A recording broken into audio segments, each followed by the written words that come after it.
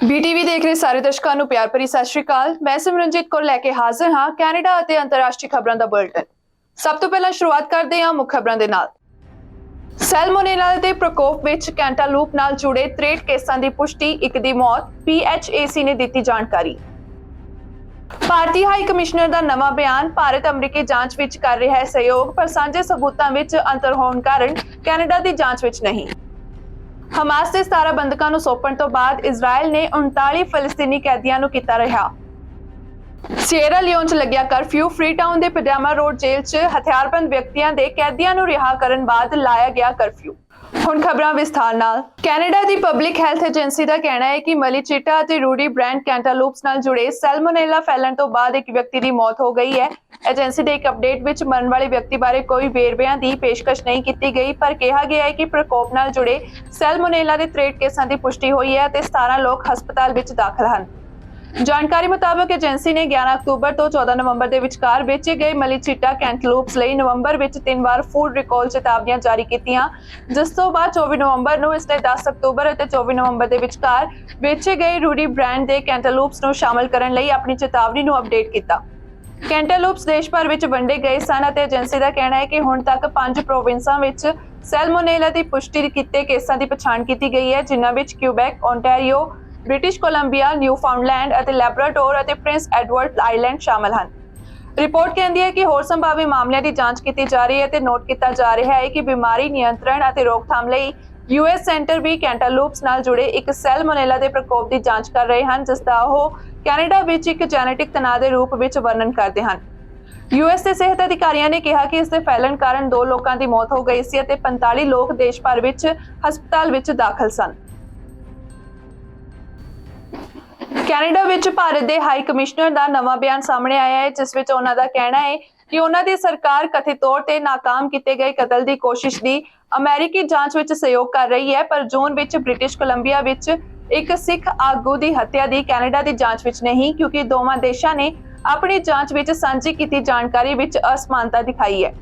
ਸੰਜੇ ਕੁਮਾਰ ਵਰਮਾ ਨੇ CTV ਤੇ ਪ੍ਰਸਾਰਿਤ ਇੱਕ ਵਿਆਪਕ ਵਿਸ਼ੇਸ਼ ਇੰਟਰਵਿਊ ਵਿੱਚ ਦੱਸਿਆ ਕਿ ਉਸ ਦੀ ਸਮਝ ਇਹ ਹੈ ਕਿ ਅਮਰੀਕੀ ਅਧਿਕਾਰੀਆਂ ਨੇ ਜਾਂਚ ਦੇ ਦੌਰਾਨ ਭਾਰਤ ਨਾਲ ਕੈਨੇਡਾ ਨਾਲੋਂ ਵਧੇਰੇ ਖਾਸ ਜਾਣਕਾਰੀ ਸਾਂਝੀ ਕੀਤੀ ਹੈ ਅਤੇ ਦੋਵਾਂ ਮਾਮਲਿਆਂ ਵਿੱਚ ਭਾਰਤ ਦੇ ਸਹਿਯੋਗ ਦੇ ਪੱਧਰ ਦਾ ਇਹ ਕਾਰਕ ਸੰਭਾਵਤ ਤੌਰ ਤੇ ਵੱਖਰਾ ਹੈ। ਜਾਣਕਾਰੀ ਮੁਤਾਬਕ ਲੰਘੇ ਬੁੱਧਵਾਰ ਨੂੰ ਫਾਈਨੈਂਸ਼ੀਅਲ ਟਾਈਮਜ਼ ਨੇ ਰਿਪੋਰਟ ਦਿੱਤੀ ਸੀ ਕਿ ਅਮਰੀਕੀ ਅਧਿਕਾਰੀਆਂ ਨੇ ਅਮਰੀਕੀ ਕੈਨੇਡੀਅਨ ਸਿੱਖ ਵੱਖਵਾਦੀ ਆਗੂ ਗੁਰਪਤਵੰਤ ਸਿੰਘ ਪੰਨੂ ਦੀ ਅਮਰੀਕੀ ਧਰਤੀ ਤੇ ਕਤਲ ਕਰਨ ਦੀ ਸਾਜ਼ਿਸ਼ ਨੂੰ ਨਾਕਾਮ ਕਰ ਦਿੱਤਾ ਅਤੇ ਭਾਰਤ ਸਰਕਾਰ ਨੂੰ ਇਸ ਵਿੱਚ ਸ਼ਾਮਲ ਚਿੰਤਾਵਾਂ ਲਈ ਇੱਕ ਚੇਤਾਵਨੀ ਜਾਰੀ ਕੀਤੀ। ਬ੍ਰਿਟਿਸ਼ ਅਖਬਾਰ ਨੇ ਇਹ ਵੀ ਰਿਪੋਰਟ ਕੀਤੀ ਕਿ US ਦੇ ਰਾਸ਼ਟਰਪਤੀ ਜੋ ਬਾਈਡਨ ਨੇ ਸਤੰਬਰ ਵਿੱਚ ਨਵੀਂ ਦਿੱਲੀ ਵਿੱਚ G20 ਸੰਮੇਲਨ ਵਿੱਚ ਭਾਰਤੀ ਪ੍ਰਧਾਨ ਮੰਤਰੀ ਨਰਿੰਦਰ ਮੋਦੀ ਕੋਲ ਮਾਮਲਾ ਉਠਾਇਆ ਸੀ। G20 ਨੇਤਾਵਾਂ ਦਾ ਇਹ ਇਕੱਠ ਪ੍ਰਧਾਨ ਮੰਤਰੀ ਜਸਟਿਨ ਟਰੂਡੋ ਦੇ ਸਤੰਬਰ ਮਹੀਨੇ ਹਾਊਸ ਆਫ ਕਾਮਨਸ ਵਿੱਚ ਐਲਾਨ ਕੀਤੇ ਜਾਣ ਤੋਂ ਕੁਝ ਦਿਨ ਪਹਿਲਾਂ ਹੋਇਆ ਸੀ ਕਿ BC ਵਿੱਚ ਕੈਨੇਡੀਅਨ ਸਿੱਖ ਆਗੂ ਹਰਦੀਪ ਸਿੰਘ ਨਿੱਜਰ ਦੀ ਹੱਤਿਆ ਵਿੱਚ ਭਾਰਤ ਸ਼ਾਮਲ ਹੋ ਸਕਦਾ ਹੈ।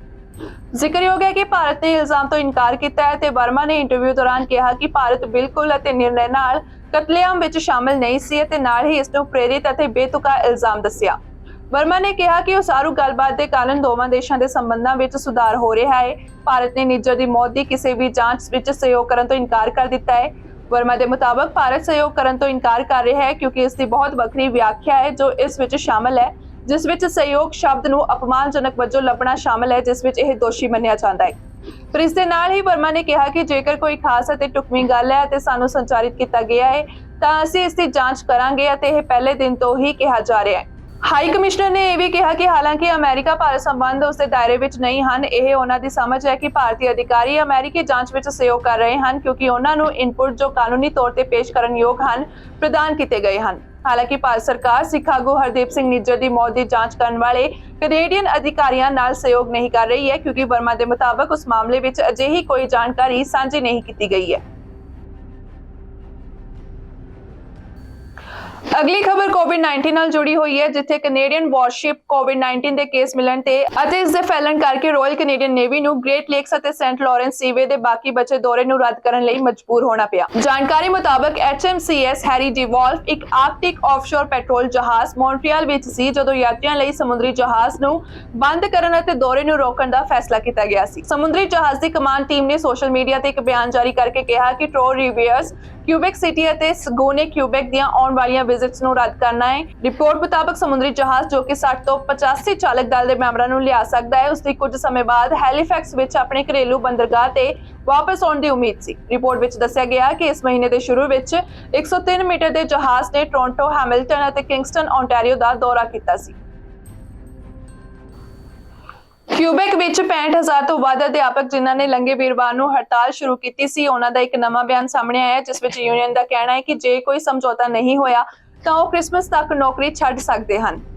FAE ਲੇਬਰ ਰਿਲੇਸ਼ਨਸ਼ਿਪ ਦੇ ਉਪ ਪ੍ਰਧਾਨ ਬੇਨਵਾ ਸ਼ੁਗੁਏਰ ਨੇ ਕਿਹਾ ਕਿ ਸਾਡੇ ਅਧਿਆਪਕ ਬਹੁਤ ਲੰਬਾ ਸਫ਼ਰ ਤੈਅ ਕਰਨ ਲਈ ਤਿਆਰ ਹਨ। ਜੇਕਰ ਸਾਨੂੰ ਹੁਣੇ ਕੋਈ ਸਮਝੌਤਾ ਨਹੀਂ ਮਿਲਦਾ ਹੈ, ਸਾਨੂੰ ਦਬਾਅ ਪਾਉਣਾ ਜਾਰੀ ਰੱਖਣਾ ਪਏਗਾ। ਸ਼ੁਗੇਰ ਨੇ ਕਿਹਾ ਕਿ ਅਧਿਆਪਕਾਂ ਲਈ ਇਹ ਕੋਈ ਆਸਾਨ ਵਿਕਲਪ ਨਹੀਂ ਹੈ ਅਤੇ ਉਹ ਕੱਲ ਕਲਾਸ ਵਿੱਚ ਹੋਣਾ ਪਸੰਦ ਕਰਨਗੇ। ਉਸਨੇ ਕਿਹਾ ਕਿ ਉਹ ਸਮਝਦਾ ਹੈ ਕਿ ਮਾਪੇ ਚਿੰਤਿਤ ਹਨ, ਪਰ ਇੱਕ ਸਹੀ ਸਮਝੌਤਾ ਜ਼ਰੂਰੀ ਹੈ। ਅਸੀਂ ਇੱਕ ਸਮੂਹਿਕ ਸਮਝੌਤਾ ਚਾਹੁੰਦੇ ਹਾਂ ਜੋ ਸਾਡੇ ਲਈ ਬਿਹਤਰ ਕੰਮ ਕਰਨ ਦੀਆਂ ਸਥਿਤੀਆਂ ਦੇ ਨਾਲ-ਨਾਲ ਵਿਦਿਆਰਥੀਆਂ ਲਈ ਬਿਹਤਰ ਸਿੱਖਣ ਦੀਆਂ ਸਥਿਤੀਆਂ ਵੀ ਹੋਵੇ।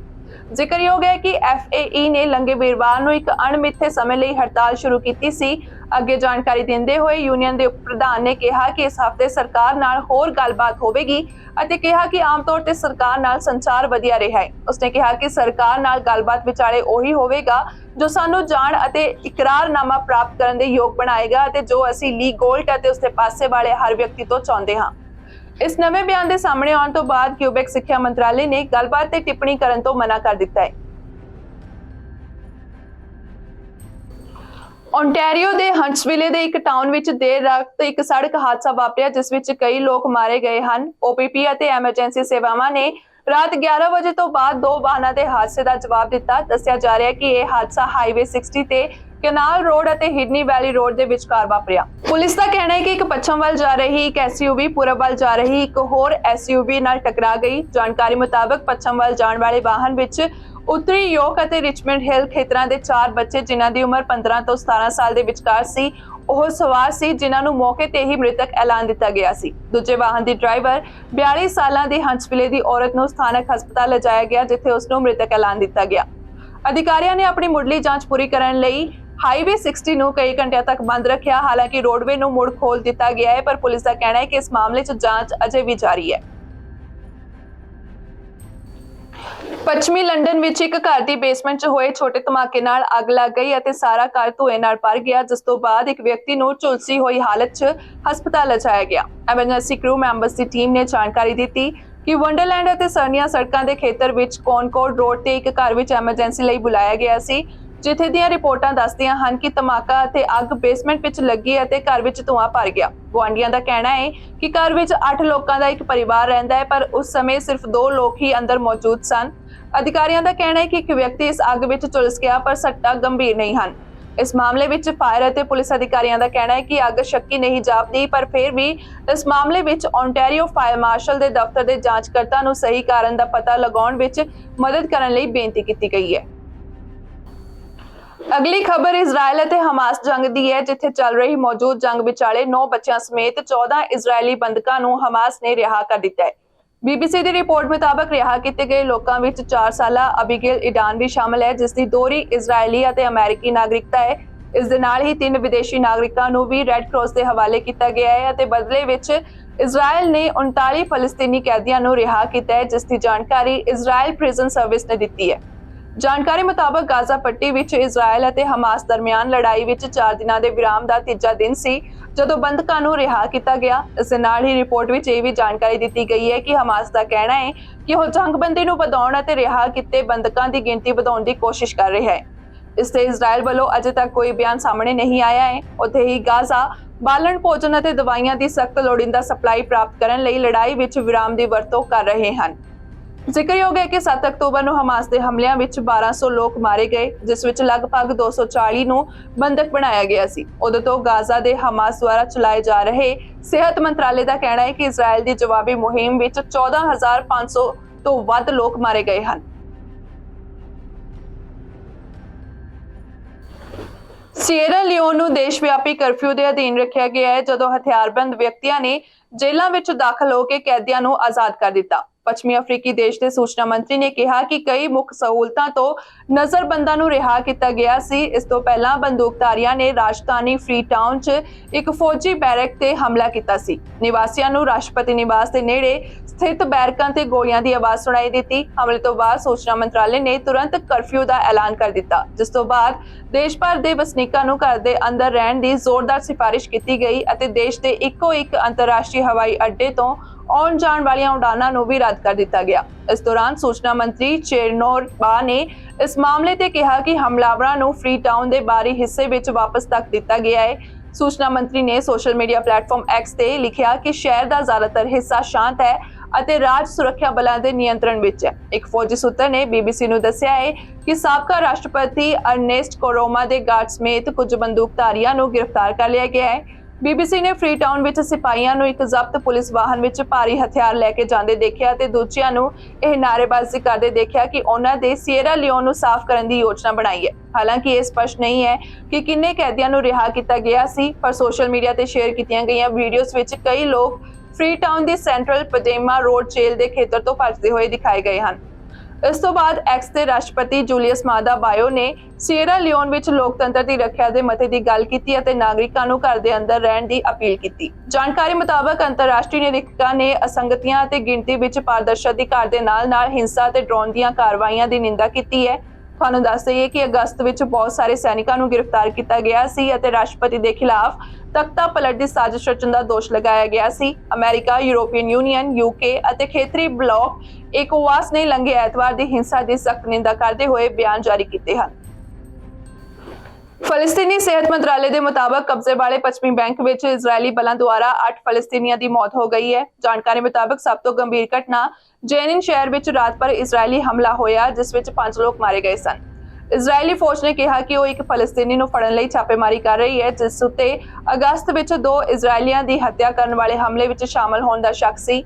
ਉੱਥੇ ਹੀ ਫਲਸਤੀਨੀ ਧੜਿਆਂ ਨੇ ਮਾਰੇ ਗਏ ਲੋਕਾਂ ਦੇ ਸੋਗ ਲਈ ਜੈਨਿਨ ਵਿੱਚ ਹੜਤਾਲ ਦਾ ਸੱਦਾ ਦਿੱਤਾ। ਦੱਸ ਦਈਏ ਕਿ ਇਜ਼ਰਾਈਲ ਨੂੰ ਫਲਸਤੀਨੀ ਅੱਤਵਾਦੀਆਂ ਦੁਆਰਾ ਮਾਰੂ ਹਿੰਸਾ ਦੀ ਲਹਿਰ ਦਾ ਸਾਹਮਣਾ ਕਰਨ ਤੋਂ ਬਾਅਦ ਵੈਸਟ ਬੈਂਕ ਨੇ 1.5 ਸਾਲ ਤੋਂ ਵੱਧ ਸਮੇਂ ਤੋਂ ਲਗਭਗ ਰੋਜ਼ਾਨਾ ਝੜਪਾਂ ਵੇਖੀਆਂ ਹਨ। ਇਜ਼ਰਾਈਲੀ ਬਲਾਂ ਨੇ ਗੋਲੀਬਾਰੀ ਅਤੇ ਛੁਰਾ ਮਾਰਨ ਜਾਂ ਅਜਿਹੇ ਹਮਲਿਆਂ ਦੀ ਯੋਜਨਾ ਬਣਾਉਣ ਵਾਲੇ ਸ਼ੱਕੀ ਲੋਕਾਂ ਦੀ ਭਾਲ ਵਿੱਚ ਪੱਛਮੀ ਕੰਢੇ ਦੇ ਕਸਬਿਆਂ ਅਤੇ ਸ਼ਹਿਰਾਂ ਵਿੱਚ ਦਾਖਲ ਹੋਏ।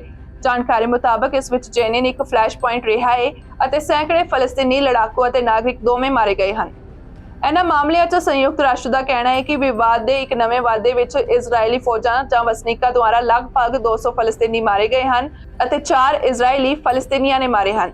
ਭਾਵੇਂ ਇਜ਼ਰਾਈਲ ਗਾਜ਼ਾ ਵਿੱਚ ਹਮਾਸ ਨਾਲ ਜੰਗ ਲੜ ਰਿਹਾ ਹੈ, ਇਸ ਨੇ ਸੰਘਰਸ਼ ਦੇ ਫੈਲਣ ਨੂੰ ਰੋਕਣ ਲਈ ਪੱਛਮੀ ਕੰਢੇ ਤੇ ਆਪਣੇ ਨਿਯੰਤਰਣ ਨੂੰ ਸਖਤ ਕਰ ਦਿੱਤਾ ਹੈ, ਪਰ ਨਾਲ ਹੀ ਇਸਨੇ ਫਲਸਤੀਨੀ ਅਥਾਰਟੀ ਨੂੰ ਹੋਰ ਕਮਜ਼ੋਰ ਕੀਤਾ ਹੈ ਅਤੇ ਜੈਨਿਨ ਅਤੇ ਇਸ ਤੋਂ ਬਾਹਰ ਦੇ ਅੱਤਵਾਦੀ ਸਮੂਹਾਂ ਦੇ ਉਭਾਰ ਨੂੰ ਵਧਾ ਦਿੱਤਾ ਹੈ।